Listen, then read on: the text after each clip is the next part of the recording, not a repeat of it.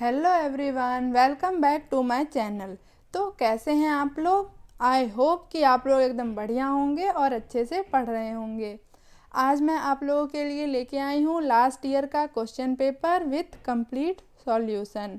So ICSE board class 10th commercial applications question paper 2023 with solution. Maximum marks was 100 and times allowed was 2 hours. ठीक है, सबसे पहला question है MCQ का और ये 20 मार्क्स का है। ठीक है, तो पहले तो आपके क्वेश्चन पेपर में दो सेक्शंस हैं, section A and section B. Section A में कोई चॉइस नहीं है, आपको सारे क्वेश्चंस अटेम्प्ट करने हैं। सेक्शन बी में चॉइस है। ठीक है, तो पहले सेक्शन ए को देखते हैं। इसमें सबसे पहले एमसीक्यू का क्वेश्चन पूछा गया है, तो एक एक करके इनको देखते हैं। Mixing of jaggery gur in honey is an example of. तो जब हनी में गुड़ को मिला दिया जाएगा तो ये किस चीज़ का एग्जाम्पल बन जाएगा? मिलावट का। So pollution, food adulteration, degeneration और decomposition. Answer is B, food adulteration. Which market provides long term finance to business enterprises?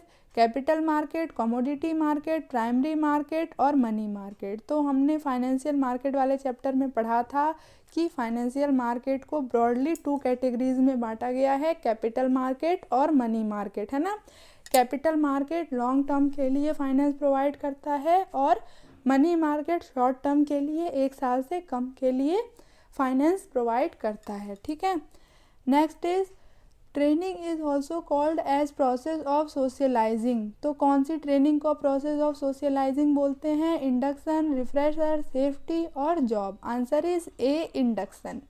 One of the methods of direct selling is catalogue selling, parity selling, penetrating selling और cost plus selling. Answer is A, catalogue selling. Fifth, dash is defined as science of morality. Science of morality किसको बोलते हैं? Sympathy, ethics, empathy और dialogue. Answer is ethics.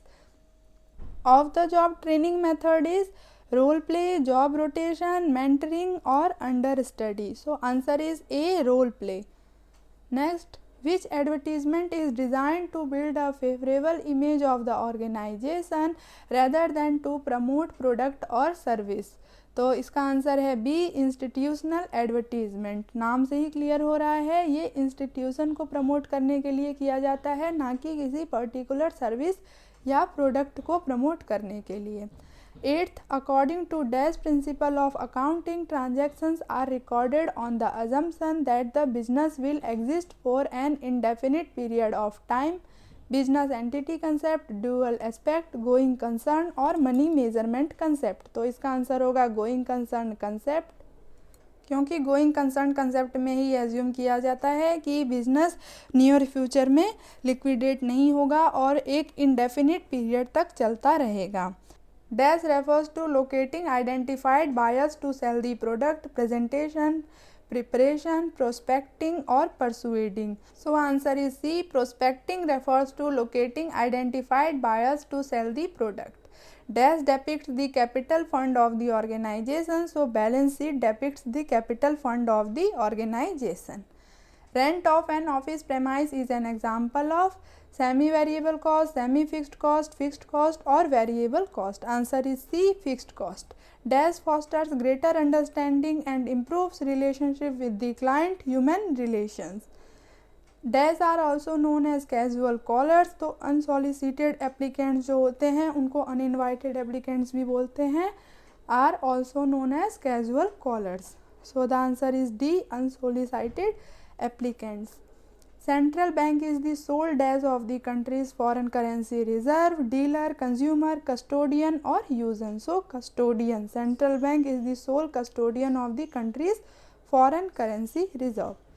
15, standardized products are dash in nature, homogeneous. Standardized products are homogeneous in nature. Which of the following is set up by the government to recruit semi-skilled and unskilled personnel? Placement agencies, educational institutions, employment exchanges, advertising agencies. So the answer is C, employment exchanges. Next is it begins after the goods are produced. Marketing, research and development, selling, procurement of raw material. तो देखिए marketing तो पहले ही start हो जाती है research से, research and development भी पहले होगा, उसके बाद ही प्रोडक्शन स्टार्ट होगी। प्रोक्योरमेंट ऑफ रॉ मटेरियल भी पहले होगा ताकि रॉ मटेरियल का यूज़ करके प्रोडक्ट बनाया जाए, है ना। तो क्या रह गया? Selling. So C selling begins after the goods are produced. Dash is not a legal tender and the creditor may refuse to accept it. Check is not a legal tender and the creditor may refuse to accept it.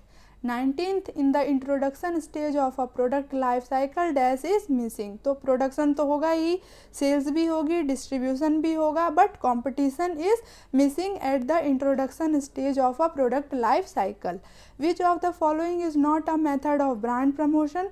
Publicity, advertisement, public relations और quality control. Answer is C, public relations. Next, question number 2, answer the following questions.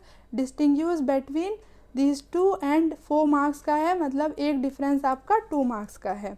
Advertising and publicity में difference बताना है. So the content, style, format are decided by the advertiser. Advertiser ही सब कुछ decide करता है advertising के case में कि उस मैसेज का फॉर्मेट क्या रहेगा, कंटेंट क्या रहेगा, स्टाइल क्या रहेगा. लेकिन पब्लिसिटी पे एडवर्टाइज़र का कोई कंट्रोल नहीं होता है, right. The content, style, format are decided by the media houses. Advertiser has no control on them. Next is chequebook and passbook. Chequebook का पर्पज़ क्या होता है?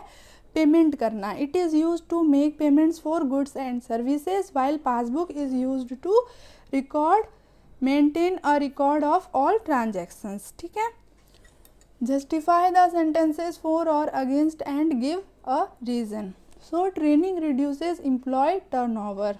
आपको बताना है कि ये सेंटेंस सही है या गलत है और रीज़न देना है इसके लिए. सो ट्रेनिंग से क्या एम्प्लॉय टर्नओवर कम होती है? एम्प्लॉय टर्नओवर क्या होता है? पहली बात, एम्प्लॉय टर्नओवर का मतलब होता है एम्प्लॉय के काम को छोड़ के जाने की और नए एम्प्लॉय के आने की रेट. तो जब एम्प्लॉय बार बार चेंज हो रहे हैं, बार बार जा रहे हैं पुराने एम्प्लॉय और नए एम्प्लॉय आ रहे हैं, तो एम्प्लॉय टर्नओवर रेट ज़्यादा होगी. और जब एम्प्लॉय लॉन्ग टर्म तक काम कर रहे हैं बिजनेस ऑर्गेनाइजेशन को छोड़े बिना, तो एम्प्लॉय टर्नओवर रेट कम होगी. ठीक है. ट्रेनिंग रिड्यूसेस एम्प्लॉय टर्नओवर, क्या ये सही है या गलत है सेंटेंस, ये बताना है आपको और इसके लिए एक रीज़न देना है. तो इसमें लिखा हुआ है training reduces employ turnover. Employ turnover क्या होता है? एम्प्लॉय के जॉब को छोड़ के जाने की रेट को एम्प्लॉय टर्नओवर बोलते हैं. So yes, training reduces employ turnover because in training employees learn new skills and are able to do the job more efficiently. They are self-satisfied and hence जब कोई self-satisfied होता है, अच्छे से काम कर रहा होता है, तो वो जल्दी से काम को छोड़ के नहीं जाता है ना. and do not leave the job frequently. Good public relations do not help in building goodwill and positive image. तो ये सेंटेंस तो गलत है क्योंकि पब्लिक रिलेशंस अगर अच्छे होंगे तो उससे क्या होगा? बिल्डिंग गुडविल बनेगी बिजनेस ऑर्गेनाइजेशन की, कंपनी की, और उसकी पॉजिटिव इमेज भी बनेगी. क्योंकि गुड पब्लिक रिलेशन से क्या होगा? Retain, it helps to retain old customers and acquire new customers. Okay.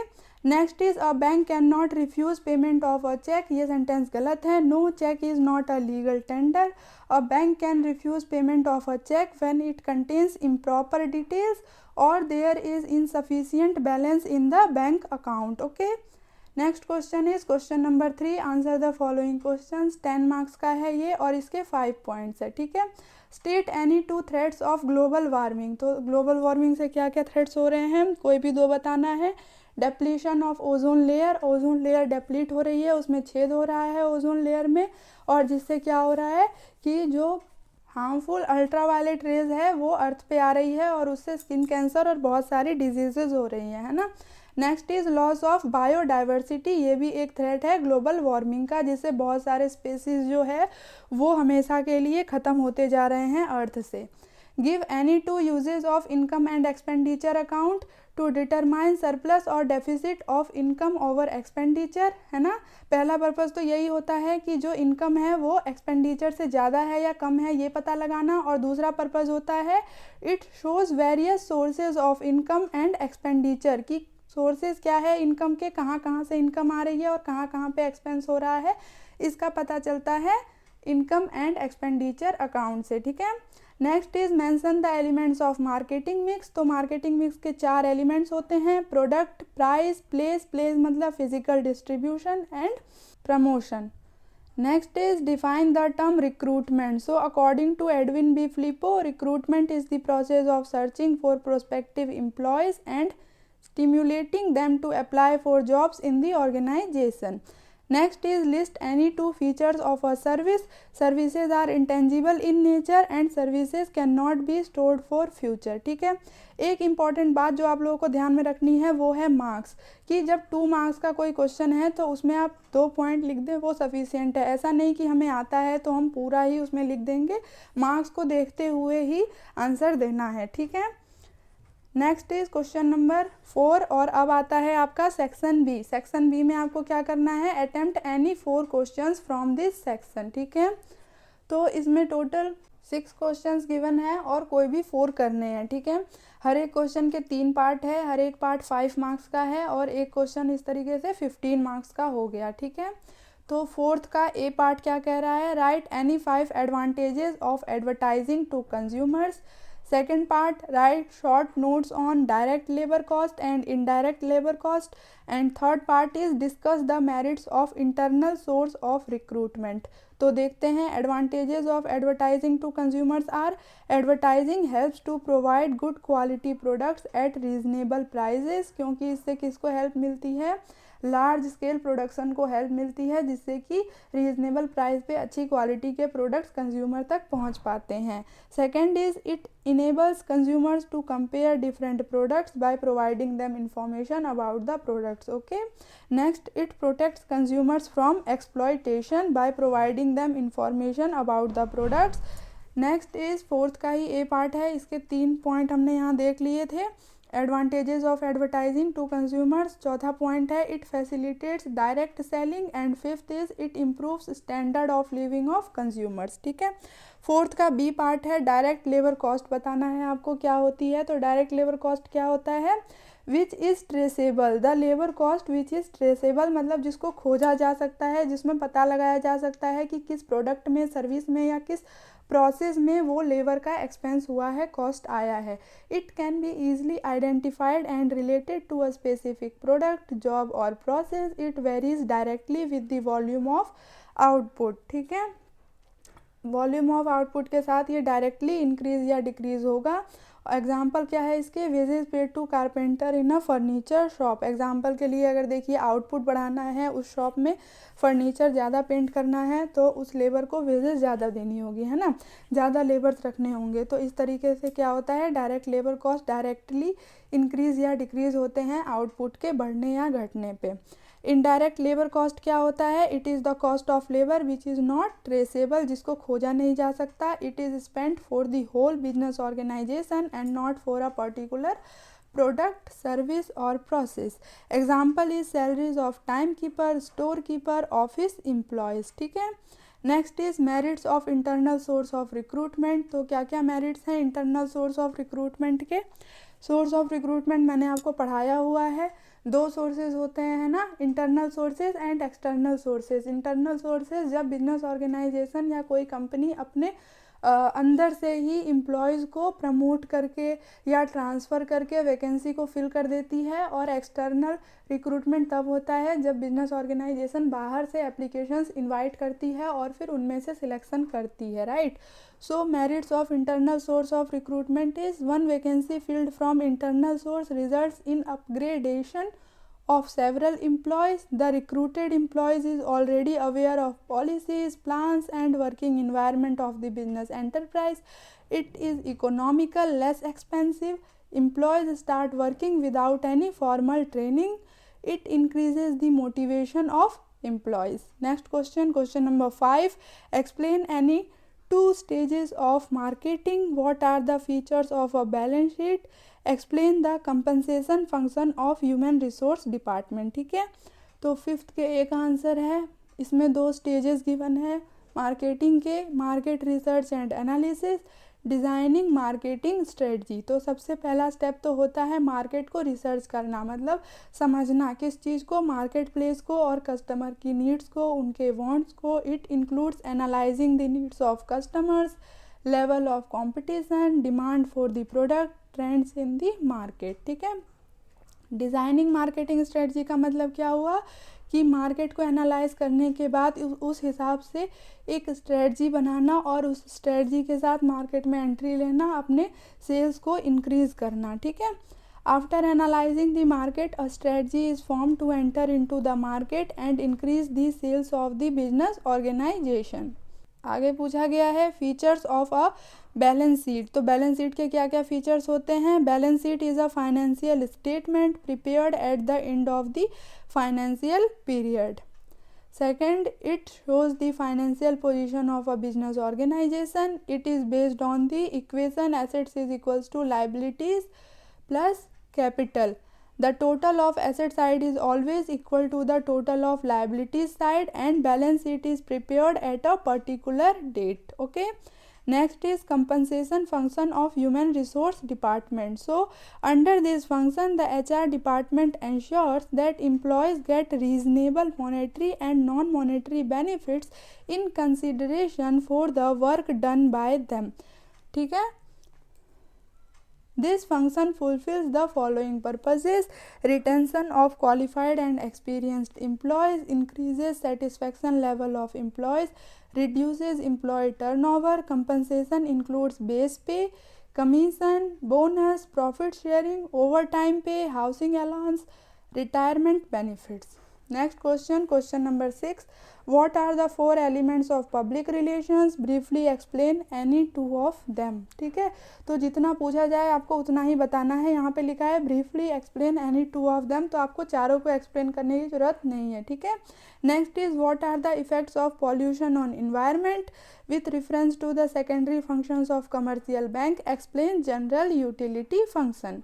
So elements of public relations are research, planning, execution and evaluation. पहले तो रिसर्च करना कि पब्लिक रिलेशंस में कैसे इम्प्रूवमेंट की जाए, उसके बारे में रिसर्च करने का मतलब क्या हुआ कि कस्टमर्स की नीड्स को, वांट्स को, डिमांड्स को देखना, मार्केट प्लेस को देखना, कंपटीशन लेवल को देखना, और जो कॉम्पिटिटर्स है वो किस तरीके से पब्लिक रिलेशंस कर रहे हैं, कस्टमर्स को कैसे अट्रैक्ट कर रहे हैं, उन चीज़ों को देखना। उसके बाद इन सब के बेसिस पे प्लानिंग करना, प्लान बनाना, उस प्लान को इम्प्लीमेंट करना, और उसके बाद उसका इवैल्यूएशन करना, देखना कि वो प्लान काम कर रहा है या नहीं है, वहाँ पे कहाँ पे प्रॉब्लम आ रही है, उन प्रॉब्लम्स को दूर करना। ठीक है, effects of pollution on environment. So 2 effects पूछे गए हैं। पहला है acid rain. It is one of the consequences of air pollution. Gases produced from the burning of fossil fuels react, transforming into acids. These acids fall on earth with rainwater. This is dangerous for all living beings including human beings. Next is global climate change. The temperature of the earth is increasing rapidly, which leads to global warming. It results in droughts and floods. It is a danger for existence of life on earth. 6th का सी है general utility function of a commercial bank. क्या होती है general utility function? ये common function होती है। देखिए name से ही क्लियर है, जनरल जो कि कॉमन है और कस्टमर्स को यूटिलिटी प्रोवाइड करने के लिए दी जाती है। ठीक है, इसमें कॉमन फैसिलिटीज़ आती है जो कि सारे बैंक प्रोवाइड करते हैं, कमर्शियल बैंक्स प्रोवाइड करते हैं अपने सारे कस्टमर्स को, जैसे कि चेक क्लियर करना, ट्रांसफ़र करना, लॉकर फैसिलिटी प्रोवाइड करना, जो स्मॉल बिजनेसेस हैं उनको एडवाइस देना। ठीक है, तो ये होता है general utility function. Next is write a short note on position of buyers and sellers market. What qualities are required to be a good salesman? What does GAAP stand for in accounting? And explain business entity concept and money measurement concept. Position of buyer's market. Buyer's market is an economic situation in which supply of goods is far more than its demand, and thus the buyers can keep prices down. Goods are available in huge quantities, but their buyers are less. In such a situation, buyers can dominate the market and keep the prices down. तो buyers market क्या होता है, जहाँ पे buyers की चलती है। Buyers की कैसे चलेगी, जब बायर्स कम है, डिमांड कम है और सप्लाई बहुत ज़्यादा है, तो सेलर्स किसी भी तरीके से अपने प्रोडक्ट को बेचना चाहेंगे, कम प्राइस पे भी बेचना चाहेंगे। तो इस सिचुएशन में क्या होता है, प्राइसेस डाउन रहते हैं और बायर्स के लिए फेवरेबल कंडीशन रहती है। ठीक है, नेक्स्ट इज सेलर्स मार्केट। अब सेलर्स मार्केट जस्ट इसका अपोजिट होता है, जहाँ पे डिमांड ज़्यादा है और प्रोडक्ट बहुत कम अवेलेबल है, प्रोडक्ट की स्केर्सिटी है, सप्लाई बहुत कम है और डिमांड बहुत ज़्यादा है। तो इस कंडीशन में क्या हो जाएगा, सप्लायर्स डोमिनेट करेंगे, वो ज़्यादा प्राइस चार्ज करेंगे और कस्टमर्स जो कि ज़्यादा क्वांटिटी में हैं, उन्हें प्रोडक्ट चाहिए, तो वो ज़्यादा प्राइजेस पे करके भी प्रोडक्ट खरीदना चाहेंगे। ठीक है, so it is an economic situation in which demand for a product is far more than it's supply, goods are scarce and buyers are ready to purchase goods at higher prices. In such a situation, sellers dominate the market and keep the prices high. They earn higher profits in such a situation. Next is B, qualities of a good salesman. एक अच्छे salesman की क्या क्या qualities होती है, ये पूछी गई है। तो इसमें सबसे पहले लिख सकते हैं कम्युनिकेशन स्किल्स। सेल्समैन की कम्युनिकेशन स्किल्स अच्छी होनी चाहिए, क्योंकि उसे कस्टमर्स को अट्रैक्ट करना होता है, कस्टमर्स की रिक्वायरमेंट समझनी होती है और फिर अपने प्रोडक्ट्स के फीचर्स, एडवांटेजेस, ये सब बताने होते हैं। ठीक है, so a salesman should possess good communication skills. He should be able to understand the requirements of customers and explain how the product offered by him will fulfill their requirements. Second is product knowledge. A salesman must know about the features, advantages, disadvantages, process of using the product and suitability of the product, क्योंकि ये सब चीज़ें उसे पता रहेगी तभी तो वो कस्टमर को बताएगा और उसे कन्विंस कर पाएगा, है ना। Third quality is honesty. Salesman को ऑनेस्ट रहना चाहिए, अपने सुपीरियर्स के लिए भी और कस्टमर्स के लिए भी, उसे कस्टमर्स को भी चीट नहीं करना चाहिए। Motivation, a salesman should be interested in his work. He should work with all his efforts and this is possible only when he is motivated from inside. अगर उसे अपने काम में इंटरेस्ट ही नहीं रहेगा तो वो मोटिवेटेड नहीं रह पाएगा, तो इसीलिए उसे इंटरेस्टेड रहना चाहिए और ज़ील के साथ, पूरे एफर्ट्स के साथ काम करना चाहिए। Next is adaptability. A salesman should be able to adapt to changes. He should not be rigid. Rigid नहीं होना चाहिए, उसे चेंज होते रहना चाहिए सिचुएशन की नीड के हिसाब से। ठीक है, a salesman should be able to adapt to changes. He should not be rigid. He should change himself according to the need of the situation. C part है इसका, GAAP का फुल फॉर्म पूछा गया है, तो वो होता है generally accepted accounting principles. Next पूछा गया है business entity concept and money measurement concept. तो बिजनेस एंटिटी कंसेप्ट क्या होता है, according to this concept a business organisation has a separate legal entity apart from its owners. The owners and the business organisation are two different legal entities. The assets and liabilities of a business organization is not the assets and liabilities of its owners. The capital introduced by owners are treated as liability to the business organization. तो business entity concept के हिसाब से क्या होता है, business organisation को एक separate entity माना जाता है, उसके ओनर से अलग माना जाता है, उसकी एसेट्स लायबिलिटीज़ अलग होती है और ओनर्स की एसेट्स लायबिलिटीज़ अलग होती है। और इस हिसाब से ओनर्स जो पैसा इन्वेस्ट करते हैं उसमें, उसको उसकी लायबिलिटी माना जाता है। ठीक है, कि ओनर्स ने उनको दिया है वो उनकी लायबिलिटी है। Next is money measurement concept. तो इस कंसेप्ट के हिसाब से क्या होता है कि जो ट्रांजैक्शंस और इवेंट्स मनी के टर्म्स में मेज़र किए जा सकते हैं, सिर्फ उनको ही रिकॉर्ड किया जाता है अकाउंटिंग की बुक्स में। ठीक है, समझ में आया। तो ऐसे ट्रांजैक्शंस जो क्वालिटेटिव नेचर के हैं, जिनको हम आंकड़ों में नहीं लिख सकते, जिनको हम मनी के टर्म्स में नहीं माप सकते, उनको अकाउंटिंग की बुक्स में नहीं लिखा जाता है। जैसे कि एक बिजनेस ऑर्गेनाइजेशन के जो एम्प्लॉयज़ है वो बहुत एफिशिएंट है और ऑनेस्ट है। ये एक बहुत इम्पॉर्टेंट एसेट है किसी भी बिजनेस ऑर्गेनाइजेशन के लिए, लेकिन क्योंकि इसको मनी के टर्म्स में मेज़र नहीं कर सकते, इसीलिए इसे बुक्स ऑफ अकाउंट्स में नहीं लिखा जाएगा। ठीक है, So according to this concept, only those transactions which can be measured in terms of money are recorded in the books of accounts. Qualitative transactions and events like an efficient workforce, good public relations, favorable location are not recorded in accounts because they cannot be measured in monetary terms. Okay. Next is distinguish between central bank and commercial bank. Difference बताना है central bank और commercial bank के बीच में। तो पहला difference है meaning का। Central bank is the apex organisation which regulates banking and monetary policy of the country. Commercial banks are the banks established for earning profits by accepting deposits and lending money to general public. Central bank is the government's bank and banker's bank. It doesn't deal with public directly, while commercial bank provides banking facilities to general public and they deal with public directly. There is only one central bank in a country and our central bank is Reserve Bank of India. There are various commercial banks, example State Bank of India, Punjab National Bank, HDFC, Canara Bank, Dena Bank. It is the sole custodian of foreign currency, while commercial banks work under the guidelines of the central bank. Central bank has monopoly in issuing currency notes, while commercial banks do not issue currency notes. Next is with reference to the role of human resource management, discuss the significance for an enterprise. तो इसमें हमें क्या बताना है? Significance of human resource management for a enterprise or for a business enterprise. Human resources are the most significant factor of production. It uses other factors of production to convert raw materials into finished goods. तो human resource management क्यों important है? क्योंकि जो human resources है, employees है, वो किसी भी बिजनेस ऑर्गेनाइजेशन के लिए सबसे इम्पॉर्टेंट फैक्टर ऑफ प्रोडक्शन होते हैं और वो दूसरे फैक्टर्स ऑफ प्रोडक्शन को यूज़ करके फिनिश्ड गुड्स बनाते हैं, राइट।